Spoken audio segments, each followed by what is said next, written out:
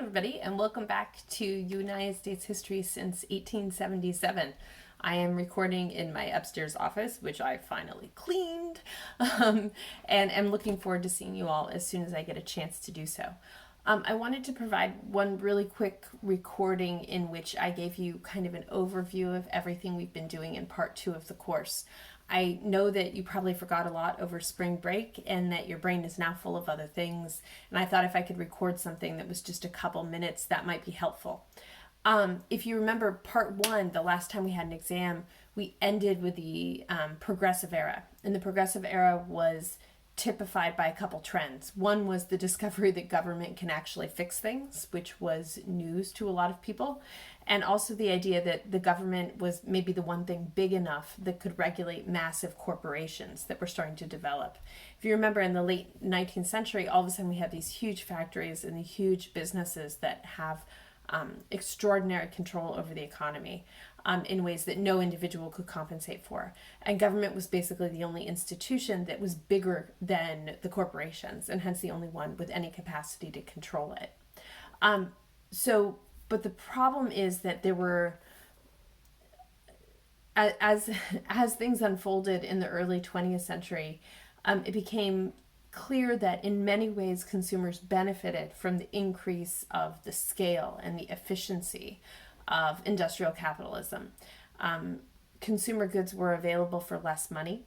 The wages were generally going a little bit up. And there were all sorts of new commodities that were available that hadn't existed before, such as cars.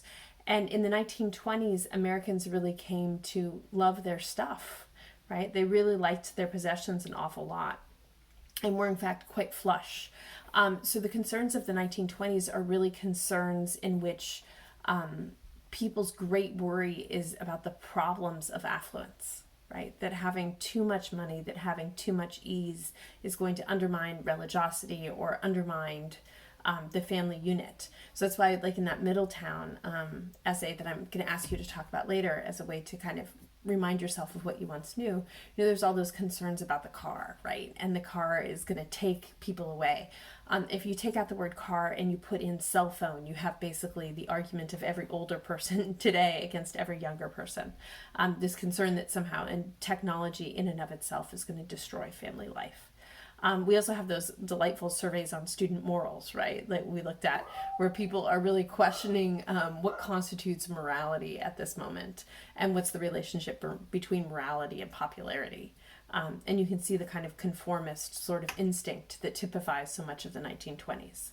The problem is that the affluence of the 1920s, the affluence you see like in that silent film we were watching, really was not equally shared. That's number one. And number two, some of that affluence turned out not to be real, right? A lot of those cars, as referenced in Middletown, were bought on credit. People went into extraordinary debt for their mortgages, buying even second and third homes or lots of land they had never seen down in Florida, and really overextending themselves that way. And perhaps most dangerous, this is the era in which, for the first time, Americans that are typical, ordinary Americans start investing in the stock market. And when they do so, sometimes they're borrowing money in order to make those investments in the stock market.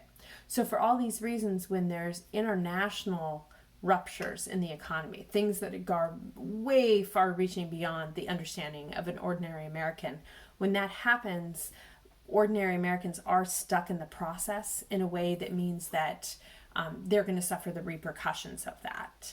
And as that starts to become more and more obvious to them, it changes their behavior, and it changes it in ways that arguably make the situation even worse. So if you remember in class, we were talking about what happens if you think that somebody in your family might lose their job.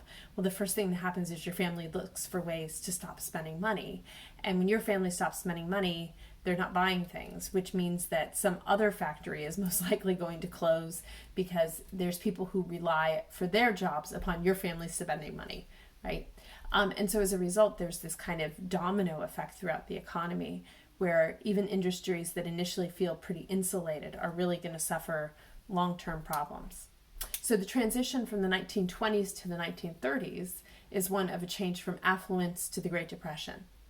The Great Depression is the story of the 1930s, in which it becomes clear once again that not everyone suffers equally. And not everyone suffers the same way, but you're not going to find many people who are doing better in the 1930s than they are in the 1920s. And if you remember when we looked at all those slides, for example, of women who were all of a sudden like, I think I know how to can food, after having already made the transition to brand name purchases, or those individuals who would have bought pre-made clothes in the store who all of a sudden are having to remember how to sew again. The sense that Americans overall were having to become autonomous, independent, yet again, because of the conditions.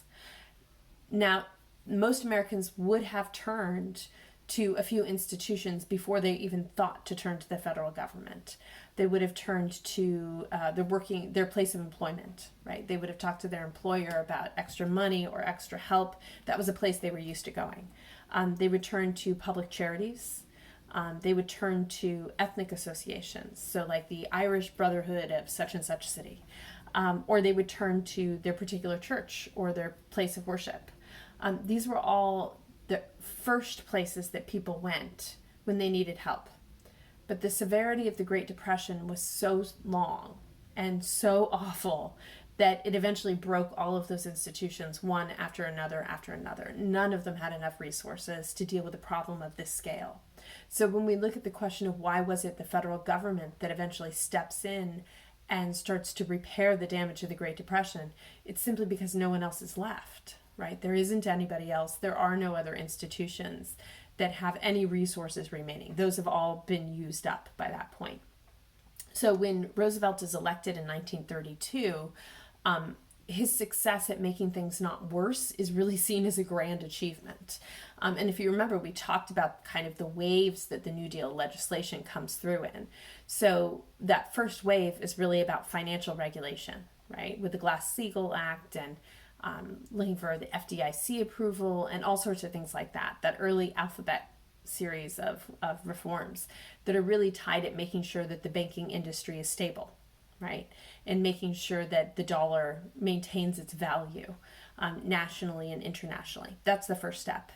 And then the second step eventually is a movement into direct aid. In other words, creating jobs for Americans so that they feel confident that a check will continue to come in and therefore confident enough to spend some of the money that they're making. And so you're going to have that massive explosion in public goods that get created. We looked at the Tennessee Valley Authority as an example of the massive infrastructure that gets created, where we see electricity go into areas that otherwise wouldn't have had it, laying down all of the requirements to get irrigation into farm areas that otherwise wouldn't have had it. There's a whole variety of really important utilities that only become available to people in rural America in particular because of federal government intervention, because there was no profit in providing it. Think about how much energy needs to be involved, how much it costs to get telephone service out to somebody who lives in the middle of nowhere, right? That person isn't able to pay enough money to make that financially worthwhile. That kind of thing only happens with government subsidies. And that particular example is something that we can say happened again and again and again throughout the country with different industries. So if FDR successfully, with his administration, succeeds in making things not worse, and that feels like things are much, much better, even as the employment rate really never goes back into what we think of as the healthy or normal range, it's World War II that's going to make the difference.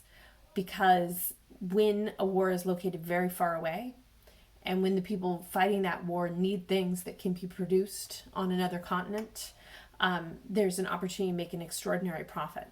So World War II starts in 1939 as Europe is attacking itself on either side, right?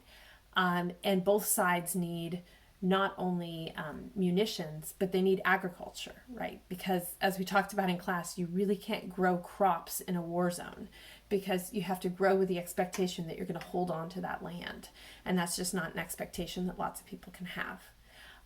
So in the unique conditions of war, basically everything is imported.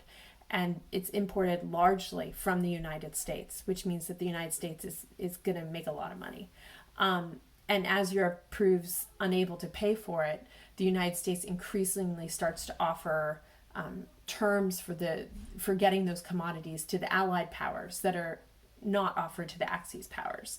In other words, it starts to show its hand in terms of the United States really favoring the Allied position instead of the Axis position. And it's the lack of subtlety of this position, right, that in large part explains why both the Japanese and the German governments assumed that the United States would eventually enter the war on the Allied side and hence precipitate some of the attacks that start to happen. And then we looked at the indicators leading up to Pearl Harbor, which is generally seen as the immediate trigger to the event of U.S. entry, in the same way that in World War I, it was the attack on the Lusitania. So at that moment, all of a sudden, everything changes. And the United States goes from being very determined not to participate in the war, because it was profitable not to participate in the war, to becoming very aggressive participants in the war and really shaping what happens in its final years. And that involvement is going to be much more intense even than it was in World War I. So for the upcoming class, really what you need to do is you need to get a handle on what exactly is the United States doing during World War II. This is not a World War II history course, so you don't need to know what every country is doing or what every kind of person is experiencing. Really, I just need you to understand how everyday Americans are experiencing the war and how that experience is different from that of soldiers or sailors who are experiencing the war. And then get a sense of how the terms and the agreements in which that war is fought are going to shape the terrain going forward. The last part of this class is really going to be about kind of the rights revolution and a massive transformation in how individuals understand their rights and the government's obligations to them. And it's going to be really anchored as we look forward toward the Civil Rights Act and to the fallout that happens after that.